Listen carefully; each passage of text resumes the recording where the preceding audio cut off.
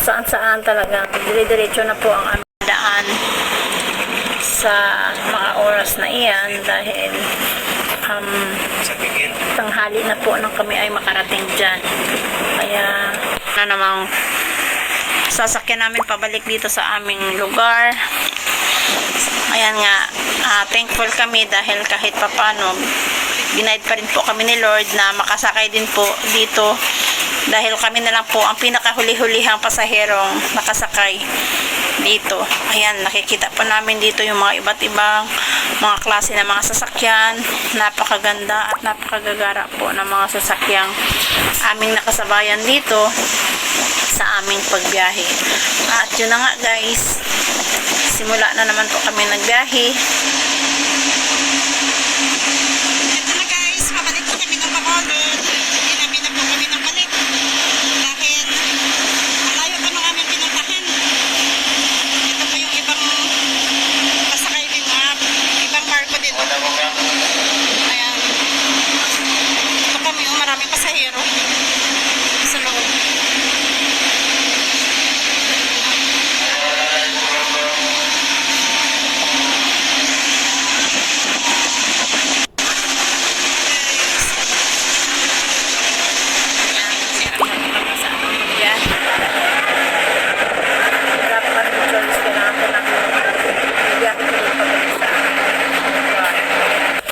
Ayan, abang na naman po tayo dito ng halos 2 oras ng pagbiyahe para makabalik lamang po sa ating lugar na pinanggalingan. At ayan, ganyan pa rin po ang panahon, medyo tumila na po ang ulan, kakaunti na lang po ang ulan. Kaya antayin na lang po tayo na payagan na po ng Coast Guard na makalayag na po tayo at makaalis na po dito sa port ng Iloilo, pabalik naman po sa ating destinasyon sa kabilang Ibayo. Ayan po, kikita po natin na sobrang tahimik ng paligid dahil yung ibang mga barko na kumukuha ng mga pasahero ay hindi na po nakayang kumuha pa ng pasahero dahil wala na nga pong pasaherong nag-aabang dyan sa port na iyan dahil medyo ginapi na po, kaya baka kinabukasan na po sila makakakuha ng pasahero. At maya-maya habang kami ay nag-aantay, ayan, medyo dahan-dahan na pong marangkada yung barko na aming sinakyan at ayan, makakapaglayag na po kami patungo sa aming destinasyon. Ayan. Ganyan pa rin po ang tubig, malinaw pa rin po ang dagat at wala po siyang makikitang mga alon dahil napaka tahimik po ng panahon kahit tumila na po yung ulan. At yun nga, thankful pa rin kami dahil patuloy pa rin po tayong binibless ni Lord sa lahat ng oras ng ating pagbiyahe.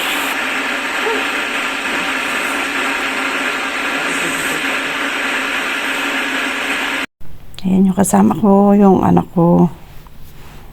Siya yung aking best buddy sa lahat ng aking mga lakad.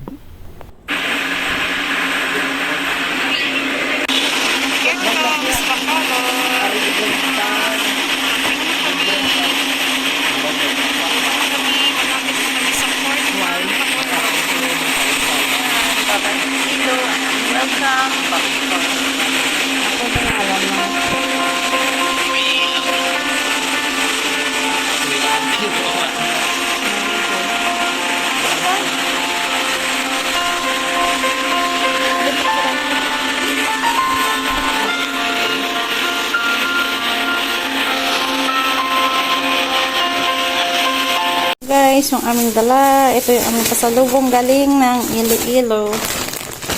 Ayan siya. Bread and butter.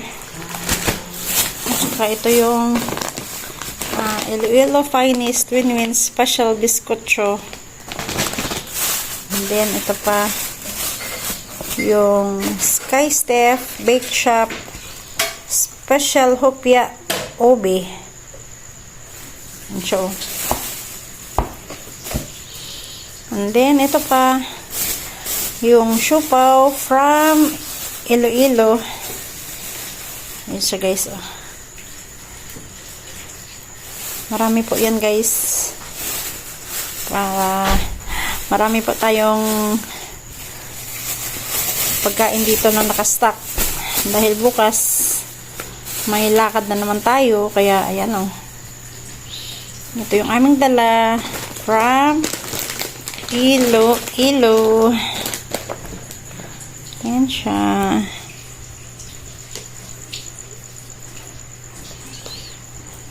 Yan. Yum. Ito pala guys, oh. Kita natin sa inyo yung laman nitong ating special hopya ubi. Yan po siya, oh.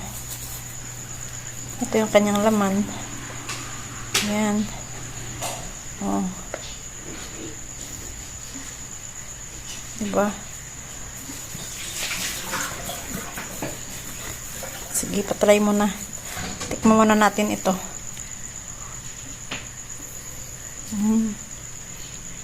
Yan ang kanyang laman, oh. Sarap. Ayan guys, kain tayo. A product from Iloilo.